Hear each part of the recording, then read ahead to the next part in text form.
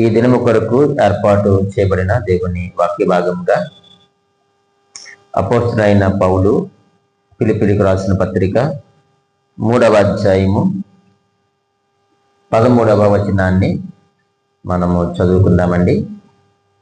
ఫిలిప్పీయులకు రాసిన పత్రిక 3వ అధ్యాయము 13వ వచనంలో ఇలాగూ రాయబడి ఉంది: సహోదరులారా, నేను ఇదివరకే పట్టుకొని ఉన్నానని తలంచుకొనను.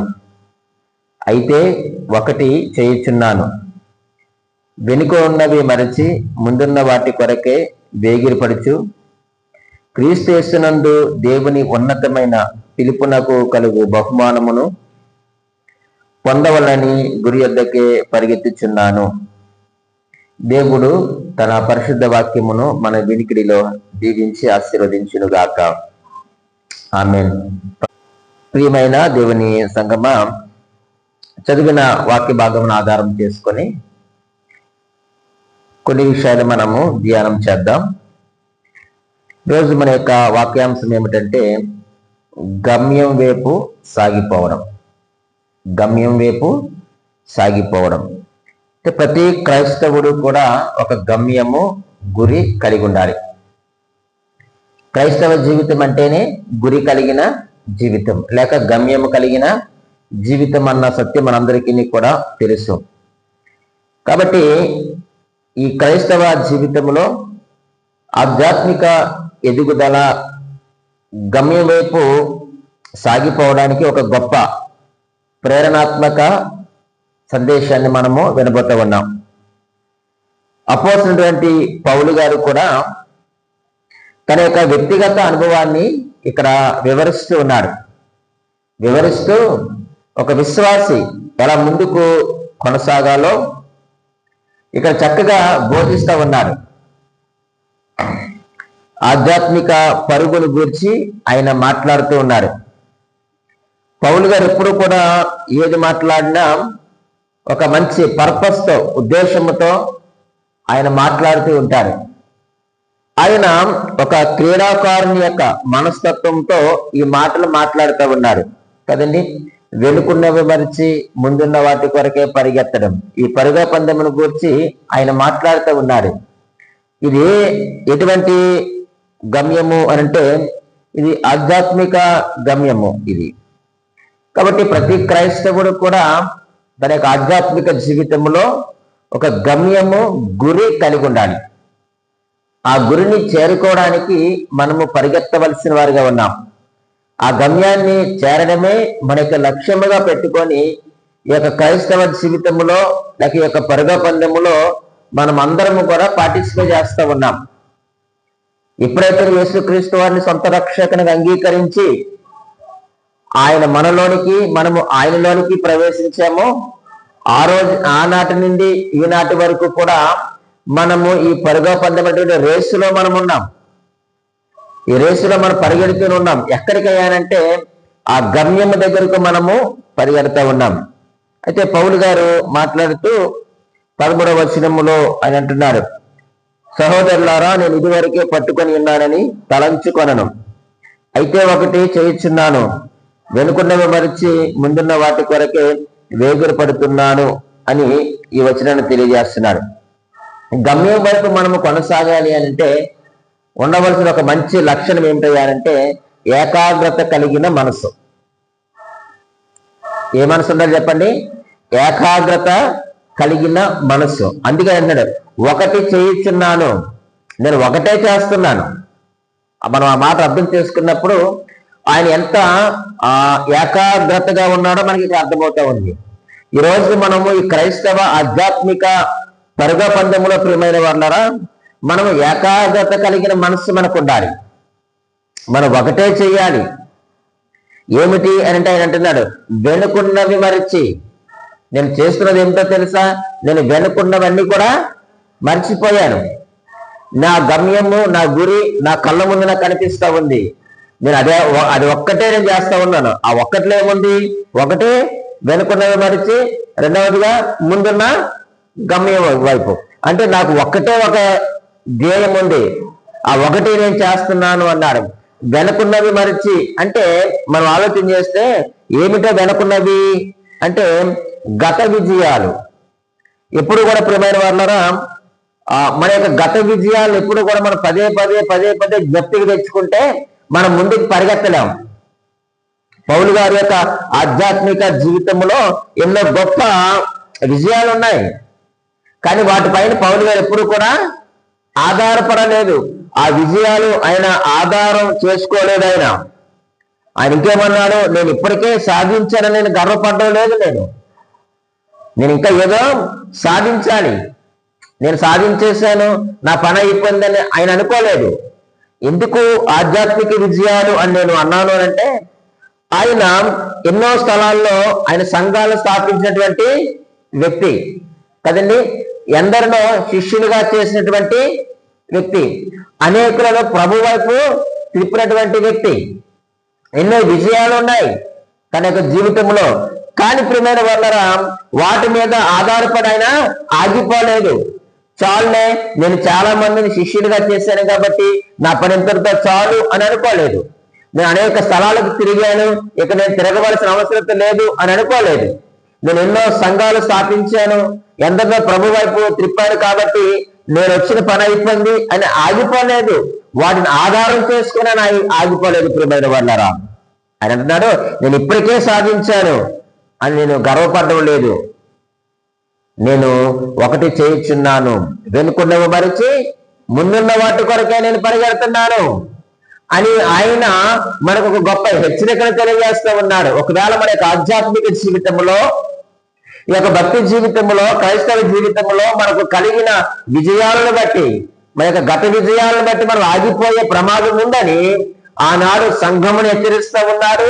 ఈ రోజు మనకును కూడా పరిశుద్ధాత్మ దేవుడు ఒక గొప్ప హెచ్చరికను అందిస్తూ ఉన్నారు. ఏకాగ్రత కలిగిన మనసుతో నువ్వు గమ్యం వైపు నువ్వు దూసుకుపోవాలి. రెండవదిగా మనం ఆలోచన చేస్తే, మొదటిది గత విజయాలు మనం విడిచిపెట్టాలి. రెండవదిగా గత అపజయాలు లేక ఆ పాపాలు ఏవైతే ఉన్నాయో వాటిని మనము జ్ఞప్తికి తెచ్చుకోకూడదు, తలంచుకోకూడదు. ఆ యొక్క అపజయాలను మనము తలంచుకుంటే మనము కృంగిపోయే ప్రమాదం ఉంది. చాలా విషయాల్లో మన యొక్క కుటుంబ విషయంలో కావచ్చు గాక, ఒకవేళ మన కుటుంబ జీవితంలో ఎన్నో అపజయాలు మనం వెనకున్నాయి. వాటినే మనం జ్ఞప్తికి తెచ్చుకొని జ్ఞాపకం చేసుకుంటే మనం కృంగిపోయి వెనకకు జారిపోయేటువంటి ప్రమాదము ఉంది. అలాగే నీ యొక్క వ్యక్తిగత జీవితంలో, నీ యొక్క స్కూల్ జీవితంలో, నీ ఉద్యోగ ప్రయత్నంలో, అయ్యో నేను ఎన్నో ఎగ్జామ్స్ రాశాను కదా, ఎన్నో పరీక్షలు రాశాను కదా అని వాటిని చూసి నువ్వు ఎప్పుడు కూడా కృంగిపోవద్దు. ఒకవేళ వాటిని కనుక నువ్వు చూస్తే నువ్వు కృంగిపోతావు. ఆ కృంగుబాటు ప్రియమైన వాళ్ళరా నీ యొక్క ఎదుగుదలకు ఆటంకముగా ఏర్పడుతుంది. అది మనం గుర్తుపెట్టుకోవాలా. నీ ఉద్యోగ జీవితంలో కావచ్చు, నీ కుటుంబ జీవితంలో కావచ్చు, అలాగే నీ యొక్క వ్యక్తిగత చదువులు, ఎగ్జామ్స్, వీటన్నిటి జీవితంలో కావచ్చు, నీ యొక్క సంఘ జీవితంలో కూడా కావచ్చు. ప్రియమైన వాళ్ళరా, వాటిని చూసి నువ్వు కృంగిపోవద్దు. కృంగిపోతే ఆ కృంగుదల నీ యొక్క ఎదుగుదలకు అది ఎలా ఉంటుంది చెప్పండి? ఆటంకముగా ఉంటుంది. ప్రియమైన దేవుని సంగమా, కాబట్టి దేవుడు క్షమించిన వాటిని మరలా మనము జ్ఞాపకానికి తెచ్చుకోకూడదు. దేవుడు మన జీవితంలో నుంచి తీసివేసిన వాటిని మరలా మనం జ్ఞప్తికి తెచ్చుకోకూడదు. అందుకే కీర్తనకారుడు ఒక మాట అంటాడు చూడండి, 103వ కీర్తన 12వ వచనములో ఈ మంచి మాట రాయబడి ఉంది. పడమటికి తూర్పు ఎంత దూరమో ఆయన మన అతిక్రమములను మనకు అంత దూరపరిచి ఉన్నాడు. ఎంత చక్కని మాట ప్రియమైన వాళ్ళరా. పడమటికి తూర్పు ఎంత దూరము, ఆయన మన యొక్క అతిక్రమములు ఏం చేశాడట? అంత దూరపరిచి ఉన్నాడు. నీ పాపాలను క్షమించాడు, నీ యొక్క అతిక్రమములను తీసివేశాడు, నీ యొక్క అపరాధములను తీసివేశాడు, మనకు విమోచన ఇచ్చాడు. మరలా మన యొక్క పాత జీవితాన్ని చూసుకుని మనం కృంగిపోతే మన యొక్క ఆధ్యాత్మిక ఎదుగుదల ఆగిపోతుంది అని చాలా స్పష్టంగా దేవుడి వాక్యం ద్వారా తెలియజేస్తా ఉన్నాడు. కాబట్టి మనం ఏకాగ్రత కలిగి మనం ఏం చేయాలంటే చెప్పండి? పరిగెత్తాలి. ఏకాగ్రత కలిగిన మనసు, గమ్యం మీదే నీ గురి ఉండాలి. గమ్యం మీదే నీ యొక్క ఏకాగ్రత ఉండాలి. నీవే గురుని చేరుతున్నావో అదే నీ కంటికి కనిపించాలి. నీ విజయాలు చూడకూడదు, అలాగే అపజయాలను కూడా నీవు పరిగణలోకి ఎప్పుడు కూడా తీసుకోకూడదు. వాటిని తీసుకుంటే మనం గమ్యాన్ని ఎప్పటికీ చేరలేము. ఎందుకంటే విజయాలు బట్టి మనకు గర్వం రావచ్చు, అపజయాలు బట్టి మనకు కృంగిపోవచ్చు. ఈ రెండు మనకు ప్రమాదమే. విజయాలు చూసి గర్వపడినా ప్రమాదమే, అపజయాలు చూసి కృంగిపోయినా ప్రమాదమే. ఈ రెండు మనం ఏం చేస్తాయి అనంటే నీ యొక్క ఆధ్యాత్మిక ఎదుగుదలలో ముందుకు రాకుండా చేసేటువంటి ప్రమాదం ఉంది. కాబట్టి ప్రియమైన వారులారా, పౌలు గారు అంటున్నారు, నువ్వు గమ్యం వైపు సాగిపో, అయితే ఏకాగ్రత కలిగిన మనసుతో నువ్వు సాగిపో అంటున్నారు. ఆధ్యాత్మిక పరుగులో ఒక 3 సూత్రాలు మేము ముందుంచుతాను. ఈ యొక్క ఆధ్యాత్మిక పరుగులో లేక ఏకాగ్రత కలిగిన మనసులో ఒక 3 సూత్రాలు, వీటిని మనం చాలా తూచా తప్పకుండా పాటించవలసిన వారిగా ఉన్నాం. మొట్టమొదటిది ఏమిటయ్యా అంటే వినయం. ఆధ్యాత్మిక పరుగులో మొట్టమొదటి ఏంటి చెప్పండి? వినయం కలిగి ఉండాలి. పౌలు గారు అంటున్నారు, నేను ఇదివరకే పట్టుకొని ఉన్నానని తలంచను. అంటే పౌలు గారు ఏమన్నారంటే నాకు అన్నీ తెలుసు నేను అనుకోవడం లేదు. ఎంత గొప్ప మాట అండి కదండి. నాకు అన్నీ తెలుసు, నేను గమ్యాన్ని చేరిపోయాను, ఇక నేను చేయవలసిన ఏమీ లేదు అని నేను అనుకోవడం లేదు. పౌలు అంతటి గొప్పవాడే నేను ఇంకా గమ్యాన్ని చేరలేదు, నేను ఇంకా పరిపూర్ణని కాలేదు అని ఒప్పుకుంటున్నాడంటే మనమెంత ప్రియమైన వాళ్ళారా. ఇంత సుదీర్ఘమైన పరిచర్య చేసినటువంటి పౌలు గారు, ఇన్ని సంఘ స్థాపన చేసినటువంటి పౌలు గారు, ఎన్నో ఉత్తరాలు రాసినటువంటి పౌలు గారు, ఎంతో మందిని శిష్యులుగా మార్చినటువంటి పౌలు గారు, సువార్త పరిచర్యను గురువుగా చేసినటువంటి పౌలు గారు, ఆయన ఏమంటాడంటే నేను ఇదివరకే పట్టుకొని ఉన్నానని నేను తలంచడం లేదయ్యా, నేను ఇంకా చాలా నేర్చుకోవలసిన వాడిగా నేను ఉన్నాను, నేను ఇంకా సంపూర్ణని కాలేదు అని ఆయన ఒప్పుకుంటున్నాడు. కానీ రోజు మనము ఆవగింజంత తెలిస్తే గుమ్మడికాయ అంత తెలిసినంత ఫీలింగ్ మనం ఇస్తా ఉన్నాం. వీరికి అన్నీ తెలుసు, పౌలు గారికి తెలియదేమీ కాదు. ఒక మాటలో చెప్పాలి అని అంటే మనతో పోల్చుకోము, కానీ ఒకవేళ అలా అనుకుంటే కనుక ఆయన చాలా పరిపూర్ణుడు కదండి. ఆయన ఏమన్నారు? నేను క్రీస్తుని పోలి నడుచుకొనిచున్నాను, మీరు నన్ను పోలి నడుచుకున్నాను. అంటే ఆయన ఎంత పరిపూర్ణత మాట అంటాడు. కానీ ఆయన ఏమంటున్నాడు? ఇంత తెలిసినప్పటికీ కూడా ఆయనకి వినయము, ఆయనకు విధేయత చూడండి ప్రియమైన వాళ్ళరా. ఎంత గొప్ప వినయము విధేయత కలిగి ఉన్నారో. నేను ఇదివరకే పట్టుకొని ఉన్నానని తలంచును. చూడండి అక్కడే అంటాడు ఆయన. మరలా ఫిలిప్పీయులకు రాసిన పత్రిక 3వ అధ్యాయము చదువుతారండి. 9-10 వచనాలు చదువుదాం. క్రీస్తును సంపాదించుకొని నా నీతిని గాక క్రీస్తునందలి విశ్వాసము వలన నీతి అనగా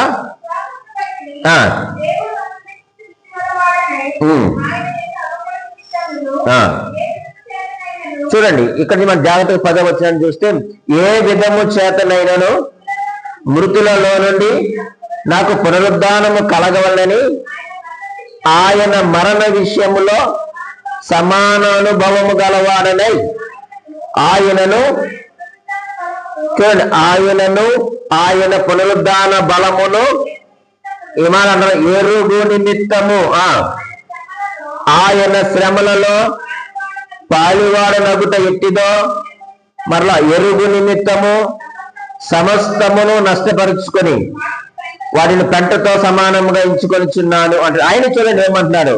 ఆయన మరణ విషయములో సమాన అనుభవం గలవాడనై ఆయనను ఆయన పునరుద్ధాన బలమును ఎరుగు నిమిత్తమును. ఆయన ఎవరో తెలడానికి ఆయన ఎవరో తెలియదా? తెలుసు. ఆయన పునరుద్ధాన బలం ఏమిటో తెలియదా? తెలుసు. కానీ ఆయన ఏమంటున్నాడు? ఎరుగు నిమిత్తము, అలాగే ఆయన శ్రమలలో పాలువాడనగుట ఎట్టిదో ఎరుగు నిమిత్తమును నేను సమస్తమును నేను ఇంకా ఎరగాలి, నేను ఇంకా తెలుసుకోవాలి. ఎంత విధేయత, ఎంత తగ్గింపు, ఎంత వినయము పౌలు గారిలో కనిపిస్తుందో.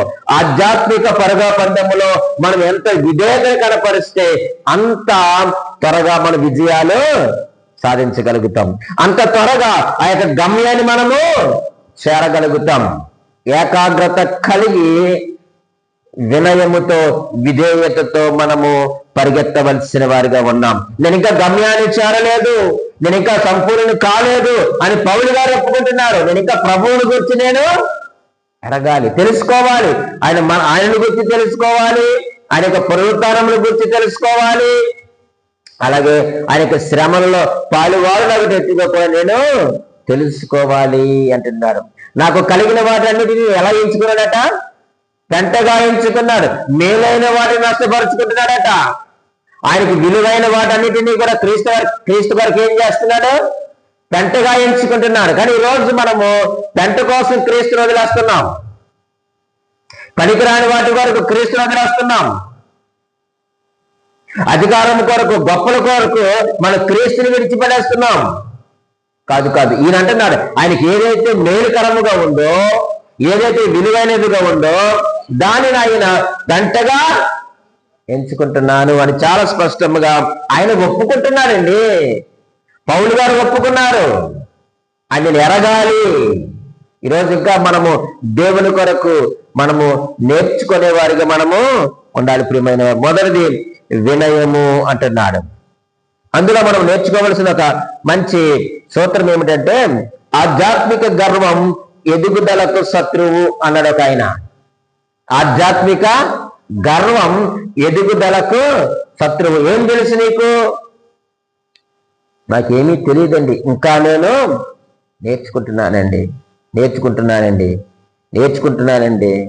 నువ్వు ఎప్పుడైతే నాకు అన్నీ తెలుసు అని నువ్వు అనుకుంటావో, ఎప్పుడైతే నేను గొప్ప భక్తుణ్ణి అని నువ్వు అనుకుంటావో, ఆ రోజే మనకి ఎదుగుదల ఆగిపోతుంది. అది గుర్తుపెట్టుకోండి. ఏ విషయంలోనైనా, నీ యొక్క ఆధ్యాత్మిక జీవితమైనా, కుటుంబ జీవితమైనా, ఉద్యోగ జీవితమైనా, నీ యొక్క ఎడ్యుకేషన్ అయినా, ఏదైనా కావచ్చు. ప్రియమైన వాళ్ళరా, నాకు అన్ని తెలుసులే అనుకుంటే నువ్వు అక్కడితో నీ యొక్క ఎదుగుదల ఏమైపోతుంది చెప్పండి? ఆగిపోతుంది. మనం ఈ యొక్క అనంత విషయంలో మనం తెలుసుకోవాల్సినవి చాలా ఉన్నాయి. మనకేం తెలుసు? తెలిస్తే మన యొక్క ప్లానెట్ ఒకటే మనకు తెలుసు. నాకంతా తెలుసు అనుకుంటే ఎలా కుదురుతుంది? ఈ యొక్క మహా విశ్వంలో మనం ఒక చిన్న డాట్ అంతే. మనం తెలుసుకోవలసింది చాలా. అలాగే దేవుని యొక్క వాక్యము కూడా అది ఎంత ఉన్నతమైనది, ఆయన తెలుసుకోవడం మనకు అసాధ్యము ప్రియమైనది. కాబట్టి మనం ఏం చేయాలి? ప్రతిరోజు తెలుసుకోవడానికి మనం ప్రయత్నం చేస్తే అది మనకు సాధ్యమవుతుంది. ఎప్పుడు సాధ్యమవుతుంది? ఆ గమ్యాన్ని చేరినప్పుడు. ఎవరా గమ్యం? క్రీస్తే మన గమ్యం. మన గమ్యం చేరడం అంటే ఏంటి? ఎక్కడికి? ఈ లోక యాత్ర మనం ముగించుకొని ఆయన సన్నిధికి వెళ్ళడమే, ఆ ఎదుటి నిలవబడమే మన యొక్క గమ్యము, చేరడము. అక్కడికి చేరాలి అంటే ఏకాగ్రత కలిగిన మనస్సు మనకు ఉండాలి. అందులో ఒక ఆధ్యాత్మిక పరుగులో వినయము, విధేయత మనకు ఉండాలి. మనం ఎప్పుడు కూడా నేర్చుకునే శిష్యుని మనస్తత్వం కలిగి ఉండాలండి. శిష్యుడు ఎప్పుడు కూడా నేర్చుకుంటాడట. ఈరోజు మనము కూడా నేర్చుకునేటువంటి మనస్తత్వం కలిగి ఉండాలి. పౌలు గారు కలిగి ఉన్నారు. ఆయన శిష్యుల్లో అన్ని కూడా నేర్చుకున్నారు. ఈరోజు మనము కూడా నేర్చుకునే మనస్తత్వము కలిగి ఉండాలి. అది వినయం, అది విధేయత. నాకు తెలుసు అని మాత్రం అనుకోవద్దు.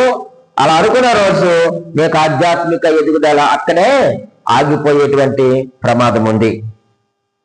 రెండవదిగా మనం ఆలోచన చేస్తే ప్రియమైన, మొదటిది వినయము, రెండవదిగా విస్మరణ అంటే విసర్జించడము, విడిచిపెట్టడము. అని అంటున్నాడు కదా, వెనుకున్నది మరచి. ఈరోజు వెనుకున్నది మీరు మర్చిపోండి. ఇంకా వాటిని మీ ఊహల్లోకి కానీ మీ తలంపుల్లో కానీ రానివ్వకండి. అది గత విజయాలు కావచ్చు, అపజయాలు కావచ్చు, మీ పాపాలు కావచ్చు. వాటన్నిటిని దేవుడు క్షమించేశాడు, వాటిని తీసివేశాడు. తన యొక్క శిలువ రక్తము ద్వారా వాటన్నిటిని కడిగి మనల్ని పరిశుద్ధపరిచి పరిశుద్ధులుగా చేసి మనల్ని విమోచించాడు. కాబట్టి వెనుకున్నవి మర్చిపోవాలి. చూడండి, పరుగు పందెంలో పరిగెత్తేటువంటి వ్యక్తి ముందుకి చూస్తాడా లేకపోతే ప్రక్కకు చూసి పరిగెడతాడా? ముందుకే చూస్తా. తన ట్రాక్ ఏదైతే ఉందో ఆ ట్రాక్ ని చూస్తైనా పరిగెడతా ఉంటాడు. ఒకవేళ అలా కాదని ఆయన వెనక్కి తిరిగి లేక ప్రక్కకు తిరిగి చూస్తే అతను పడిపోయేటువంటి ప్రమాదము ఉంది. పడిపోయే ప్రమాదము ఇక్కడ ఉంది. అందుకని అంటున్నాడు, వెనుకున్నవి మరిచి రెండు విషయాలు, గత విజయాలు గత అపజయాలు రెండు కూడా వదిలేసి నువ్వు గమ్యాన్నే చూడు, గురునే చూసి నువ్వు పరిగెత్తు. ఖచ్చితంగా ప్రియమైన వాళ్ళరా ఆ యొక్క గమ్యాన్ని మనము చేరుకోగలుగుతాం. ఈ పరుగ పందెములో మనం పరిగెడతా ఉన్నప్పుడు యొక్క ఆధ్యాత్మిక జీవితంలో, క్రైస్తవ జీవితంలో సాతాను ఏం చేస్తాడంటే మన యొక్క గతాన్ని గుర్తు చేస్తూ ఉంటాడు. ఇది గుర్తుపెట్టుకోండి. మన యొక్క గత జీవితాన్ని గుర్తు చేసి మనల్ని ఆపే ప్రయత్నం చేస్తూ ఉంటాడు. నువ్వు ఎంతగా ఆధ్యాత్మికంగా నువ్వు పరిగెడుతున్నావో, ఎంత పట్టుదలతో నువ్వు పరిగెడుతున్నావో, ఏకాగ్రతతో నువ్వు పరిగెడుతున్నావో, విధేయతతో నువ్వు పరిగెడుతున్నావో, అటువంటి సమయంలో నువ్వు విస్మరించి పరిగెడుతున్నావో, వెనుకున్నవి మరిచి పరిగెడుతున్నావో, అటువంటి సమయంలో సాతాను ఏం చేస్తున్నాయనంటే మన యొక్క గతాన్ని గుర్తు చేస్తూ ఉంటాడు. గతాన్ని గుర్తు చేస్తూ ఉంటాడు. నువ్వు పలానా ఎగ్జామ్ రాసావు, అందులో నువ్వు పాస్ అయ్యేవేటి, సరే పాస్ అయ్యావు, ఉద్యోగం వచ్చిందా నీకు, మరలా ఎందుకు నువ్వు ట్రై చేస్తున్నావు? అది ఎన్ని ఎగ్జామ్స్ రాయలేదు, ఎన్ని పరీక్షలు రాయలేదు అని మన యొక్క గతాన్ని వాడు ఏం చేస్తాడంటే వాటిని మనకి చూపించి మన యొక్క పరుగుని ఆపే ప్రయత్నాన్ని చేస్తూ ఉంటాడు. ఈరోజు మన కుటుంబంలో కూడా ఒకవేళ మన కుటుంబంలో ఆ గత జీవితం ఎన్నో సమస్యలు ఉండొచ్చు కాక, తెలియకో తెలుసో చేసే పొరపాట్లు ఉండొచ్చు కాక, ఈ రోజు నువ్వు ఆధ్యాత్మికంగా ఎదుగుతున్నప్పుడు ఒక్కొక్క మారు నీ భార్య ద్వారా కానీ లేకపోతే నీ భర్త ద్వారా కానీ వాటిని ఏం చేస్తాడు అపవాది జ్ఞాపకం చేస్తాడు, గుర్తు చేస్తూ ఉంటారు అన్నమాట.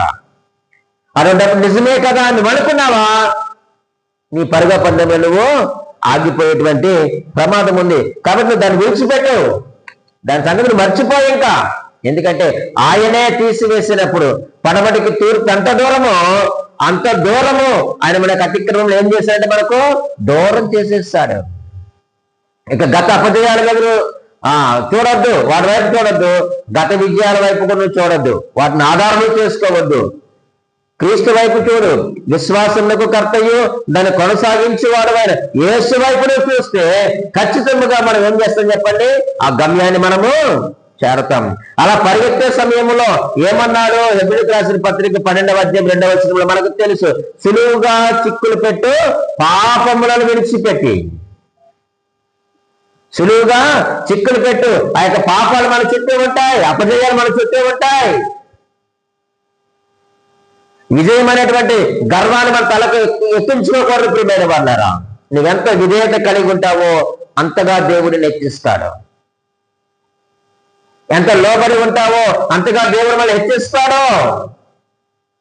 విస్మరించు, విడిచిపెట్టు వెనుకున్నవి, వాటి జోలికి వెళ్ళొద్దు, ఆయనకు అప్పగించు, ఆయనే చూసుకుంటాడు. ప్రియమైన వాళ్ళారా, అపవాదుగా నిన్ను డిస్టర్బ్ చేయడానికి గత జీవితాలన్నీ నీ ముందుకు తెచ్చి పెడతా ఉంటాడు. వద్దు వద్దు, వాడి వైపు నువ్వు పక్కకు నువ్వు చూడొద్దు, చూస్తే చాలా ప్రమాదం. వెనకకు చూడొద్దు, చాలా ప్రమాదం.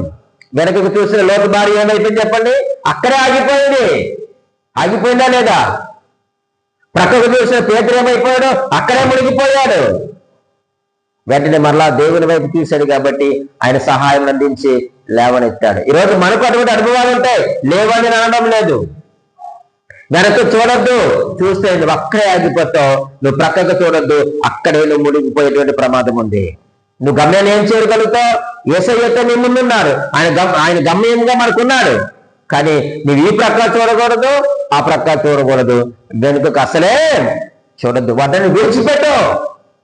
నువ్వు పరిగెడుతూ ఉన్నప్పుడు నీ మధులో మెదులుతూ ఉంటాయి, నీ హృదయంలో మెదులుతూ ఉంటాయి. కానీ ప్రియమైన దేవుని సంగమా, వాటన్నిటిని కూడా నువ్వు విస్మరణ చేయవలసిన వారిగా ఉన్నాం. మూడవదిగా మనం ఆలోచన చేస్తే ఆధ్యాత్మిక పరుగులో 3వ సూత్రం ఏమిటంటే పౌలు గారు అంటున్నారు వేగిరపాటు కదండి. 13వ వచనం చివరిలో ఏమన్నాడైనా వెనుకున్నవి మరిచి చెప్పేసుకున్నాం, ముందున్న వాటి కొరకై వేగిరపడుచు అన్నాడు. ముందున్న వాటి కొరకు ఏం చేస్తాడట? వేగిరి పడాలి, లేక ఆతృత పడాలి, ఆశ ఉండాలి, తృష్ణ ఉండాలి. వేగిరి పడటం అంటే కేవలం నడవడం కాదు ప్రియమైన వాళ్ళారా, తన శక్తి అంతటిని దారపోసి ముందుకు చొచ్చుకుపోవడం. వేగిరి పడటం అంటే తీరుబడిగా ధీమాగా నడవడం కాదు, తన శక్తి అంతటిని దారపోసి ముందుకు చొచ్చుకుపోవడం, దూసుకుపోవడం. అది వేగిరి పడటం అంటే. పౌలు గారు అదే చేస్తూ ఉన్నారు. ముందున్న వాటి కొరకై నేను వేగిరి పడుతూ ఉన్నాను అంటే, వేగిరి పడడం, దూసుకుపోవడం అంటే ఎక్కడికి? గురు దగ్గరికి. పౌలు గారి యొక్క దృష్టి అంతా దేని మీద ఉంది చెప్పండి? ఆ గురు మీదే ఉంది, గమ్యం మీదే ఉంది. కాబట్టి ఆయన అంటే నేను వేగిరి పడుతున్నాను, ఆకృతి పడుతున్నాను, తొందర పడుతున్నాను, నా శక్తి అంతా కూడగట్టుకొని నేను ముందుకు చొచ్చుకొని వెళ్ళిపోతా ఉన్నాను. ఎక్కడికి అయ్యానంటే నాకు ఒక గురు ఉంది. నేను ఈ లోకం మీదనే గురు కలిగి లేదు, ఈ లోకాశ మీద గురు కలిగి లేను, నేను నా స్వచ్ఛత మీద గురు కలిగి లేదు, నా ఆలోచన మీద గురు కలిగి లేదు, నా ఇష్టాల మీద గురు కలిగి లేదు. నా గురి అంతా కూడా క్రీస్తుని సంపాదించుకోవడం మీదే నా గురి ఉంది అంటున్నాడు ప్రియమైన వాళ్ళారా. నేను క్రీస్తుని సంపాదించుకోవాలి, అదే నా గురి. ఈరోజు మనం ఏ గురితో మనము దేవుని సన్నిధికి వచ్చాం, ఏ గురు కలిగి స్థలములోకి వచ్చాం, ఏ గురు కలిగి ఆరాధిస్తున్నాం, ఏ గురు కలిగి దేవుని వాక్యాన్ని ధ్యానిస్తున్నాం, ఏ గురు కలిగి ప్రార్థన చేస్తున్నావు? ఈరోజు భౌతికమైనవా, శరీర సంబంధమైనవా? ఏది నీ గురి? పౌలు గారి గురి ప్రియమైన వాళ్ళారా, ఈ లోకపు ఆశీర్వాదాల మీద, ఈ లోకపు భోగాల మీద ఆయన గురి లేదు. ఏమిటి ఆయన గురి అంటే ప్రియమైన వాళ్ళారా, క్రీస్తుని సంపాదించుకోవడం మీదే ఆయన గురి. క్రీస్తుని సంపాదించుకోవడమే ఆయన గురి. ఒక మాట అండి, మనము ఇది కావాలి, అది కావాలని అడుగుతున్నామే, అది ఇచ్చేది ఎవరు అసలు మనకు? అంతే కదండి. ఇప్పుడు ఆయనే మన దగ్గర ఉంటే అంతే కదండి. ఇప్పుడు ఆయనే మన దగ్గర ఉంటే అన్నీ మన దగ్గర ఉన్నట్టేగా. ఉదాహరణకు నాకు ఏదో కావాలనుకుంటున్నారు, ఒక కారు కావాలి, కారు కావాలని నేను కారుని అడిగితే, లేకపోతే పలానా కావాలని దాన్ని అడిగితే అర్థమే ఉంది? అసలు వాటి అన్నింటిని అనుగ్రహించేవాడు ఎవరు? దేవుడు. ఇప్పుడు ఆయనే నా దగ్గర ఉంటే ఇవన్నీ నా దగ్గర ఉన్నట్టేగా. కానీ ఈరోజు మనం ఎవరిని సంపాదించుకుంటున్నామంటే క్రీస్తుని సంపాదించుకోవడం మీద మనకు గురి ఉండాలి ప్రియమైన వాళ్ళారా. ఆయన్ని సంపాదించుకోవాలి, ఆయన సన్నిధిని మనం సంపాదించుకోవాలి, ఆయన ప్రేమను మనం సంపాదించుకోవాలి, ఆయన యొక్క దయను, ఆయన యొక్క కృపను మనం సంపాదించుకునే వారిగా మనం ఉండాలి. అందుకే పౌలు గారు అంటున్నారు, నేను వెళ్ళుకున్నవి మరిచి ముందున్న వాటి కొరకే వేగిరపడుచున్నాను, నేను క్రీస్తును సంపాదించుకోవడం పైన నా దృష్టి ఉంది అంటున్నాడు. ఈరోజు మన గురి ఎవరు? ఈ లోకంలో కూడా మనం ఒక మంచి గురి కలిగి ఉండాలి కదండి. వివాహం చేసుకునే వ్యక్తి అయితే ఒక మంచి భార్య కావాలని గురి కలిగి ఉండాలి, తప్పేం కాదు. ఒక మంచి అవనస్తురాలు మంచి భర్తకు రావాలని గురి కలిగి ఉండడం తప్పులేదు. చదువుతున్న బిడ్డలు మంచి మార్కులు రావాలని గురి కలిగి ఉండాలి. చదివిన పిల్లలు ఉద్యోగం కొరకైన గురి కలిగి ఉండాలి. ఇవన్నీ దేవుడు వద్దని చెప్పలేదు, అది మనకు చాలా ప్రాముఖ్యమైన అవసరమైనది. అట్ ద సేమ్ టైం నీ యొక్క స్పిరిచువల్ ఈ పరుగ పందెములో మనము గురి కలిగి ఉండవలసింది ఎవరిపైన అంటే క్రీస్తుని సంపాదించుకోవడం పైనే మన గురి ఉండాలి. పౌలు గారు అంటున్నారు, నేను ముందున్న వాటి కొరకే వేగిరపడుచున్నాను అంటున్నాడు. మనం ప్రయత్నం చేయాలి. మనం ఏం చేయాలి చెప్పండి? ప్రయత్నము చేస్తూ ఉండాలి. క్రైస్తవ జీవితం అనేది దేవుని కృప మీద ఆధారపడటమే కాదు, కానీ ఆ కృపలో ఎదగడానికి మనం చూపే ఆసక్తి మరియు కష్టం కూడా చాలా అవసరం ఉంది.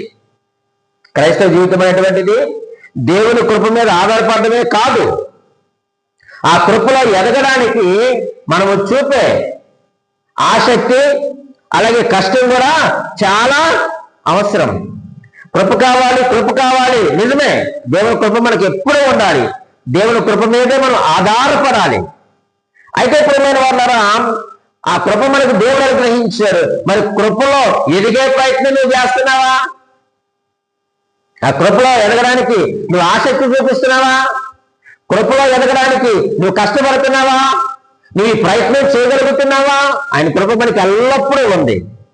ఆయన కృప మనకు లేకుండా ఏ రోజు కూడా లేదు. ఆయన కృప ఎప్పుడూ ఉంది. ఆయన కృప మీదే మనం ఆధారపడుతున్నాం. అయితే ఆ కృపలో మనము ఎదిగే ప్రయత్నాన్ని కూడా చేయవలసిన వారిగా ఉన్నాం. దేవుడు క్షమించాలి, పౌలు గారు కూడా ప్రియమైన వాళ్ళారా, ఆయన కృప ఉంది. ఆయన కృపలో ఎదగడానికి పౌలు గారు చాలా ప్రయత్నము చేశారు. ఆయన శక్తి, ఆయన కష్టం కూడా చాలా అవసరం ఉంది ఈరోజు మనం దేవుని యొక్క కృపలో ఎదగడానికి.